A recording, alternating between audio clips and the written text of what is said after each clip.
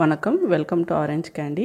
நம்ம இன்றைக்கி பார்க்க போகிற ரெசிபி வந்து ஒரு ஸ்டார்டர் ரெசிபி. நம்ம செய்ய போகிற ரெசிபி வந்து காஜன் பொட்டேட்டோஸ் இன் பார்பிக்னேஷன் ஸ்டைல்.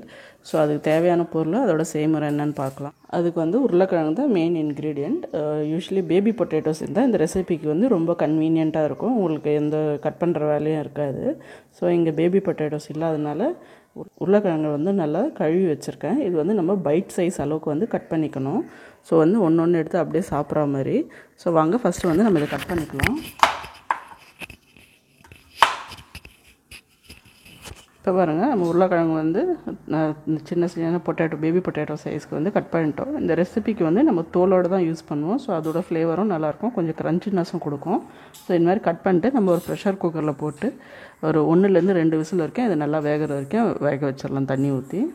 இதில் வந்து கொஞ்சம் தேவையான அளவுக்கு வந்து நம்ம உருளைக்கிழங்கு உப்பு ஆட் பண்ணிக்கலாம். அப்புறம் தண்ணி ஊற்றி இதை நம்ம வேக வச்சிடலாம் குக்கரில். இப்போ பாருங்கள், நம்ம உருளைக்கிழங்குல 2 விசில் வரைக்கும் வச்சு வேக வச்சாச்சு. அது வந்து தண்ணி இருத்து நல்லா கொஞ்சம் சூடு ஆகிறதுக்காக நான் வந்து வெளில எடுத்து வச்சுருக்கேன்.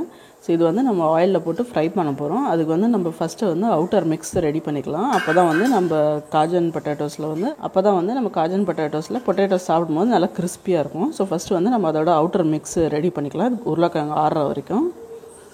அதுக்கு வந்து ஒரு மிக்சிங் பவுலில் வந்து ஒரு 4 டேபிள் ஸ்பூன் அளவுக்கு வந்து கார்ன்ஃப்ளவர் எடுத்துக்கலாம். நம்ம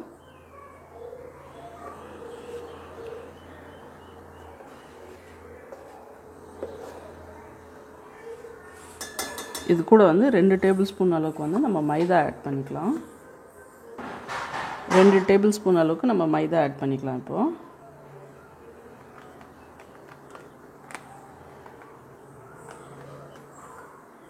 இப்போ இதெல்லாமே வந்து நம்ம கொஞ்சம் தண்ணி விட்டு நல்லா ஒரு திக் பேஸ்ட்டாக கரைச்சி ரெடி பண்ணிக்கலாம்.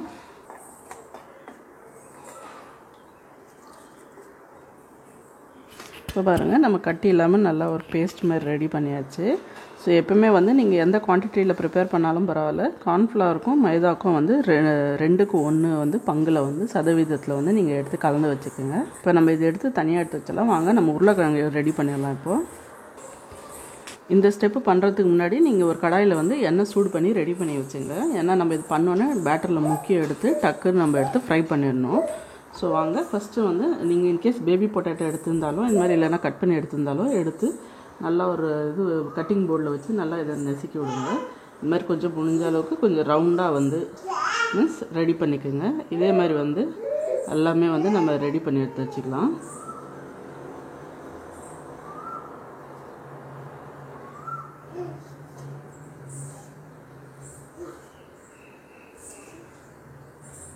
இப்போ பாருங்கள், நம்ம எல்லா உருளைக்கிழங்கு பீஸையும் இதே மாதிரி வந்து நெசுக்கி எடுத்தாச்சு. நீங்கள் பேபி பொட்டேட்டோவாக இருந்தால் முழு உருளைக்கிழங்கு இதே மாதிரி நெசுக்கி எடுத்துங்க. இப்போ வாங்க நம்ம வந்து ரெடி பண்ணி வச்சுருக்க பேட்டரில் வந்து இந்த கார்ன்ஃப்ளவர் அப்புறம் மைதா மாவில் துவைச்சி நம்ம இதை எடுத்து எண்ணெயில் போட்டு ஒரு மீடியம் ஃப்ளேமில் வச்சு பொரிச்சு எடுத்துடலாம்.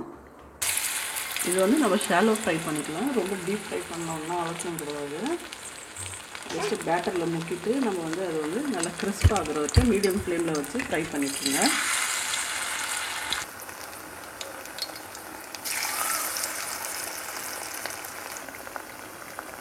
இது நல்லா வெந்து கிறிஸ்பாக ஆகிற டைமில் வந்து வாங்க நம்மளோட காஜனோட மைனீஸ் ரெடி பண்ணிக்கலாம். வாங்க, இந்த ரெசிபிக்கு வந்து நான் இன்றைக்கி ஹோம்மேட் மைனீஸ் எடுக்க போகிறேன். உங்களுக்கு வேணும்னா நீங்கள் ஸ்டோரில் கிடைக்கிற மைனீஸும் எடுத்துக்கலாம்.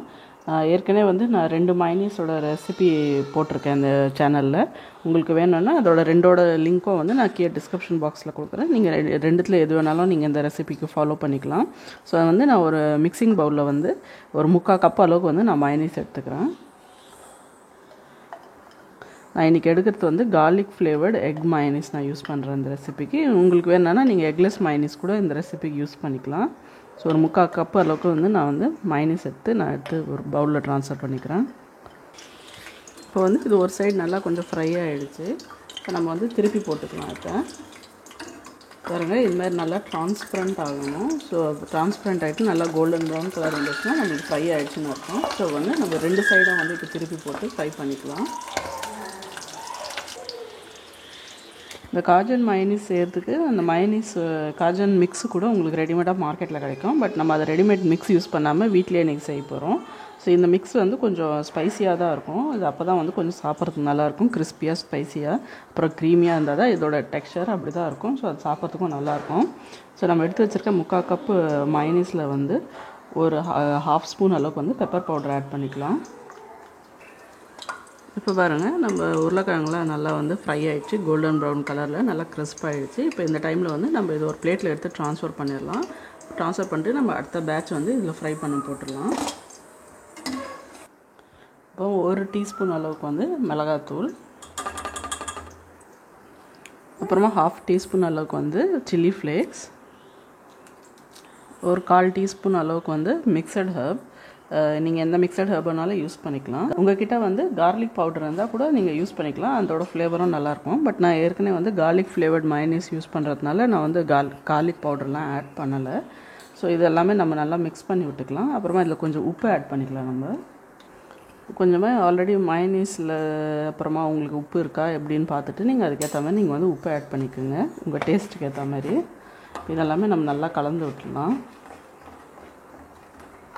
இப்போ பாருங்கள், இது நம்ம நல்லா மிக்ஸ் பண்ணியாச்சு. இப்போ நம்மளுக்கு வந்து காஜனோட மயனீஸ் மிக்ஸ் ரெடி ஆகிடுச்சு. இன்கேஸ் உங்கள் மயனீஸ் வந்து நீங்கள் கடையில் வாங்குறீங்க, கொஞ்சம் ரொம்ப திக்காக இருக்குது அப்படின்னா நீங்கள் கொஞ்சம் கன்சிஸ்டன்சி வந்து இந்த மாதிரி ஃப்ளோயி ஆக்கணுன்னா கொஞ்சமாக அதில் வந்து 1/2 கப்லேருந்து 1/4 கப் வரைக்கும் நீங்கள் இதில் பால் கலந்துக்கலாம். இப்போ வாங்க, நம்ம காஜன் மயனீஸ் மிக்ஸும் ரெடி பண்ணியாச்சு, காஜன் பொட்டேட்டோவும் ரெடி பண்ணியாச்சு. இப்போ வாங்க அது எப்படி பிளேட் பண்ணுறதுன்னு பார்க்கலாம். அதுக்கு வந்து நம்ம எடுத்து வச்சுருக்க பொரிச்சு வச்சுருக்க உருளைக்கிழங்கு வந்து ஒரு பிளேட்டில் வந்து நம்ம வந்து அலைன் பண்ணிக்கலாம். நீங்கள் இது மாதிரி வந்து அந்த பொட்டேட்டோவை ஃப்ரை பண்ணி வச்சுட்டு அப்புறம் மயனீஸ் மிக்ஸ் ரெடி பண்ணி வச்சுட்டு எப்போ கெஸ்ட்டு வராங்களோ அந்த டைமில் வந்து நீங்கள் இது மாதிரி வந்து சர்வ் பண்ணி கொடுத்துடலாம். ஸோ அது கிறிஸ்பாக இருந்தால் தான் நல்லா டேஸ்ட்டாக இருக்கும். இப்போ இந்த மாதிரி பிளேட்டில் அலைன் பண்ணதுக்கப்புறமா நம்ம ரெடி பண்ணி வச்சுருக்க மயனீஸ் மிக்ஸ் வந்து ஒரு ஸ்பூன் எடுத்து அது மேலே வந்து நீங்கள் ஊற்றிடுங்க.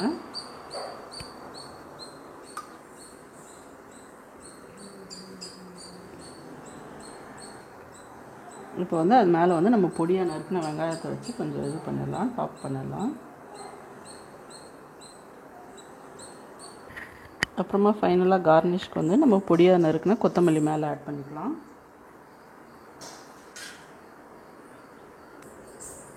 இப்போ பாருங்கள், நம்மளுக்கு சூப்பரான டேஸ்டியான க்ரன்ச்சியான அதாவது கிறிஸ்பியான அப்புறம் ஸ்பைசியான காஜன் பொட்டேட்டோஸ் வீட்லேயே பார்பிக்னேஷன் ஸ்டைலில் வந்து வீட்லேயே ரெடி பண்ணியாச்சு. கண்டிப்பாக இந்த ரெசிபி ட்ரை பண்ணி பாருங்கள், உங்களுக்கும் பிடிக்கும்னு நினைக்கிறேன். ட்ரை பண்ணி பார்த்துட்டு எப்படி இருந்துச்சுன்னு வந்து கீழே கமெண்ட் செக்ஷனில் சொல்லுங்கள். அப்புறம் இந்த வீடியோ உங்களுக்கு பிடிச்சிருந்தா லைக் பண்ணுங்கள், ஷேர் பண்ணுங்கள். அப்புறம் மறக்காமல் எங்கள் சேனல் ஆரஞ்சு கேண்டிக்கு சப்ஸ்கிரைப் பண்ணுங்கள். நன்றி, வணக்கம்.